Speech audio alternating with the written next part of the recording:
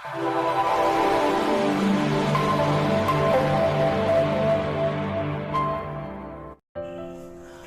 तो दोस्तों, जैसा कि आप सभी जानते हैं, आज फ्राइडे के दिन हमारा सेक्स एजुकेशन क्लास होता है। आज हम एक स्पेशल टॉपिक पे बात करेंगे। 1 दिसंबर को हमने विश्व एड्स दिवस के रूप में मनाया है, आप सभी जानते हैं। मैं आपको बताना चाहूंगा कि आज का हमारा टॉपिक है एड्स क्या है, क्या चुंबन प्रक्रिया से भी एड्स फैलता है, कुछ ऐसे मिथ पर आज हम प्रकाश डालेंगे। मैं doctor M S Siddiqui as a men health physician आपकी सेवाओं में तत्पर, निशा हेल्थ केयर आपकी सेवाओं में तत्पर है। मैं आज आपको बताना चाहूंगा कि एड्स क्या है। आइए हम बात करते हैं। Ads acquired immune deficiency syndrome, यानी हमारी प्रतिरोधक क्षमता को कम करने वाली बीमारी एड्स एचआईवी है। ये एचआईवी वायरस से हमारे शरीर में फैलती है। एचआईवी वायरस जब हमारे शरीर में प्रवेश कर जाता है तो हमारी CD8 सेल, यानी हमारी प्रतिरोधक क्षमता को बेहतर बनाने वाली सेल CD8 सेल पर ये पूरी तरह से वार करता है, उसको नुकसान पहुंचाता है। ऐसा इस तरह से होता है कि लोगों को पर्टिकुलर उनकी प्रतिरोधक क्षमता यानी बीमारियों से लड़ने की क्षमता कम हो जाती है। अगर हम बात करें तो हमारे शरीर में एक इम्यूनिटी सिस्टम है और वो इम्यूनिटी सिस्टम हमारे शरीर में होने वाली बीमारियां, वायरस, बैक्टीरिया सभी से हमारी प्रतिरोधक क्षमता के साथ हमारी हेल्प करता है और हमारे शरीर को बीमार होने से रोकता है। लेकिन जब एचआईवी वायरस हमारे शरीर में प्रवेश कर जाता है तो वो एचआईवी वायरस हमारी प्रतिरोधक क्षमता को बेहतर करने वाली सेल्स को ही नुकसान पहुंचाने लगता है, CD8 सेल को, जिससे हमारी प्रतिरोधक क्षमता कम होती जाती है। अगर इस सिम्टम्स में बात करें तो पर्टिकुलर हमें ये महसूस होता है कि मरीज को जो भी बीमारी है वो गंभीरता लेती जाती है, वो बीमारी ठीक नहीं होती। इसे हम एक्वायर्ड इम्यून डेफिशिएंसी सिंड्रोम कहते हैं, जहां पर इम्यूनिटी की बहुत ज्यादा कमी आ जाती है। तो आइए हम जानते हैं कि एचआईवी वायरस का संक्रमण हमारे शरीर में कैसे होता है और एचआईवी वायरस का संक्रमण हमारे शरीर में किस तरह से प्रवेश करता है, इस पर हम प्रकाश डालेंगे। हम आपको बताना चाहेंगे कि एचआईवी का संक्रमण गर्भावस्था में मां के द्वारा बच्चे में भी हो सकता है। मां से बच्चे में डिलीवरी के समय ब्लड का आदान प्रदान की वजह से भी ऐसा एचआईवी एड्स का पूरी तरह से संक्रमण हो सकता है। साथ साथ में दूषित सिरिंज का प्रयोग किया जाना, यानी अगर किसी भी मरीज को एक सिरिंज इस्तेमाल की गई है, निडल इस्तेमाल की गई है, दवा लगाने के लिए सिरिंज इस्तेमाल की गई है और उसे एचआईवी है, तो वो निडल, वो सिरिंज दूषित हो जाती है। अगर वो किसी एक स्वस्थ मनुष्य को लगाई जाती है तो एचआईवी वायरस के फैलने की संभावना रहती है। साथ साथ में दूषित रक्त का चढ़ाया जाना मतलब आपका कोई भी एचआईवी पेशेंट है और उसका रक्त गलती से किसी भी स्वस्थ मनुष्य को चढ़ाया जाता है तो एचआईवी संक्रमण होने की पूरी संभावना रहती है। हमने आपको इस बात पर प्रकाश डाला कि हमारा एचआईवी फैलने का मुख्य कारण ब्लड से ब्लड का मिलना, एक स्वस्थ शरीर के ब्लड को एक अस्वस्थ शरीर एचआईवी संक्रमित मनुष्य के ब्लड का आपस में किसी भी माध्यम से मिल जाना, श्रावों का आपस में मिल जाना एचआईवी संक्रमण को बढ़ावा देता है। हमने बात की कि एचआईवी किस किस तरह से फैलता है। इसके साथ में हम अगर आपको बात बताना चाहें तो हम आज बात करेंगे कि असुरक्षित यौन संबंध से एड्स फैलता है। असुरक्षित यौन संबंध की अगर हम बात करें तो मैं आपको ये बताना चाहूंगा कि असुरक्षित यौन संबंध यानी कॉन्डोम का प्रयोग ना किया जाना। अब असुरक्षित यौन संबंध से कैसे फैलेगा? अगर किसी भी एक पार्टनर को एचआईवी संक्रमण है और वो दूसरे स्वस्थ पार्टनर के साथ बगैर कॉन्डोम के सेक्स करता है तो एचआईवी संक्रमण होने की संभावनाएं ज्यादा हो जाती हैं। हम बात करें तो वीर्य में भी एचआईवी के वायरसेस मौजूद होते हैं।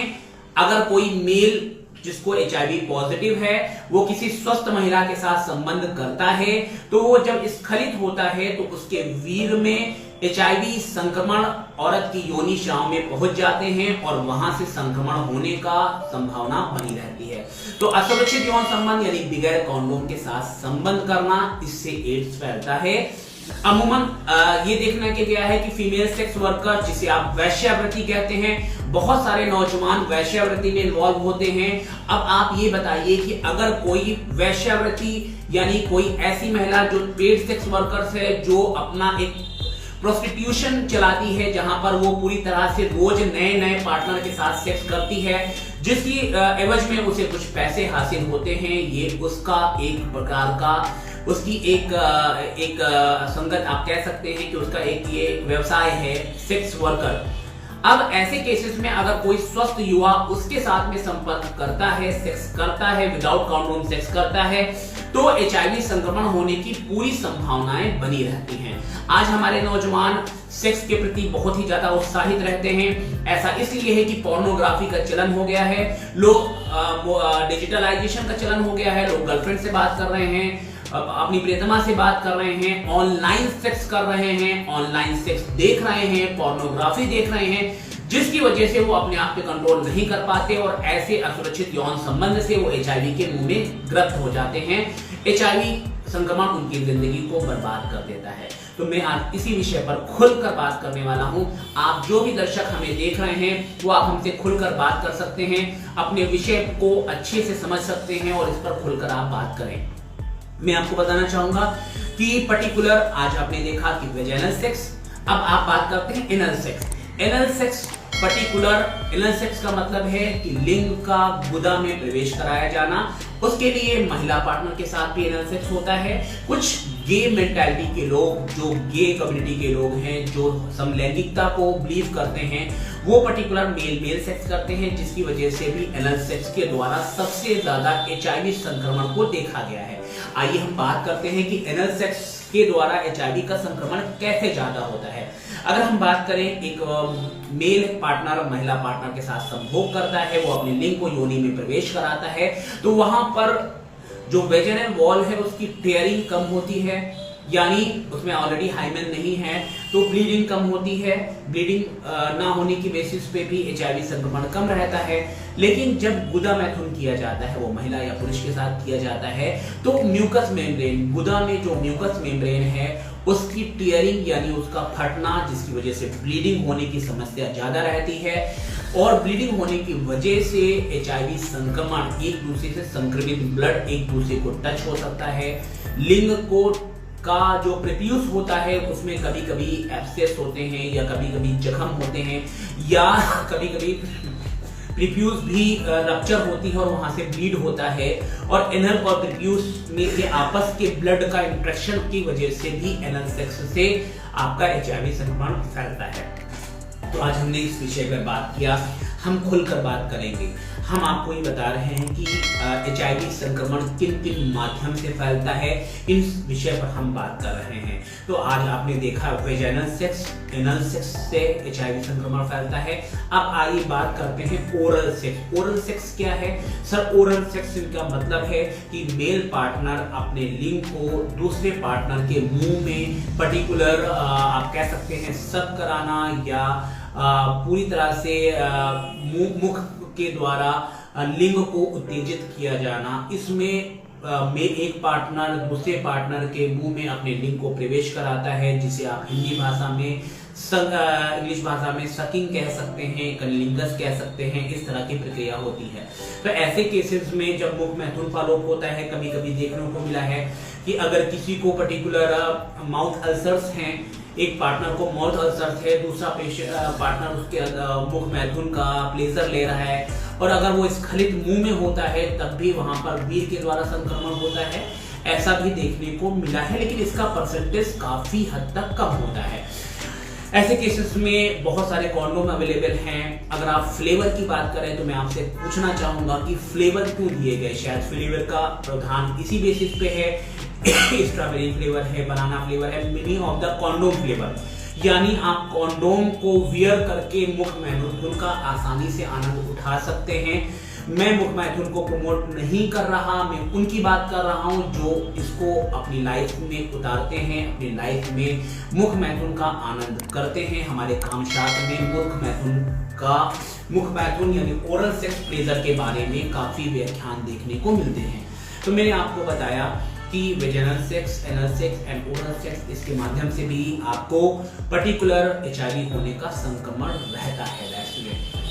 साथ साथ में मैं आपको बताना अब चाहूंगा कि किन विधियों से एचआईवी नहीं होता, किसी के साथ हाथ मिलाने से एचआईवी नहीं होता, किसी के कपड़ा साझा करने से एचआईवी नहीं होता, किसी की यूज की हुई टॉवल साझा करने से एचआईवी नहीं होता, सैनिटरी टॉयलेट का इस्तेमाल करने से एचआईवी नहीं होता। दूसरी बात हम आपको बात करेंगे कि चुंबन प्रक्रिया पे हम विशेष प्रकाश डाल रहे हैं, यानी किसी को पप्पी लेना या चूमना, अगर माउथ टू माउथ कांटेक्ट नहीं है, आप किसी की गाल पे किस करते हैं तो इससे एचआईवी नहीं होता। हाँ, अगर आप वेस्टर्न किस करते हैं जिसमें एक दूसरे के मुंह को, एक दूसरे का सलाइवा एक्सचेंज होता है, एक दूसरे को ओंठों को लेकर चूसा जाना और साथ साथ में सलाइवा का एक्सचेंज होता है, तो 2% चांसेस ये रहते हैं कि कभी कभी सलाइवा में भी एचआईवी वायरस देखने को मिलता है, लेकिन ये रेशियो बहुत ही कम है। तो ओरल सेक्स यानी सिंपल किसिंग से एचआईवी नहीं होता। स्मूचिंग, जिसे आप मुख के द्वारा एक दूसरे को स्मूच करना, किसिंग करना और मुंह भर के जिसमें आपके सलाइवा का आदान प्रदान होता है, उससे एचआईवी होने की संभावना हो सकती है। पर्टिकुलर सिंपल किस पे, माथे पे किस करना, गाल पे किस करना, होठों पे किस करना, हाथ पे किस करना, इससे एड्स नहीं फैलता। अगर आपका कोई भी सहयोगी या कोई भी पर्टिकुलर आपका सहकर्मी आपको इस बीमारी से ग्रसित है तो क्या कृपया आप उसके साथ छुआछूत ना करें। आपका छुआछूत करना उसकी जिंदगी को और भी निराशावादी बना देता है। हम एड्स से डरे, एड्स रोगी से नहीं। हमारा उद्देश्य है कि हम एड्स पर बहुत ही ज्यादा आपको जागरूक कर पाएं।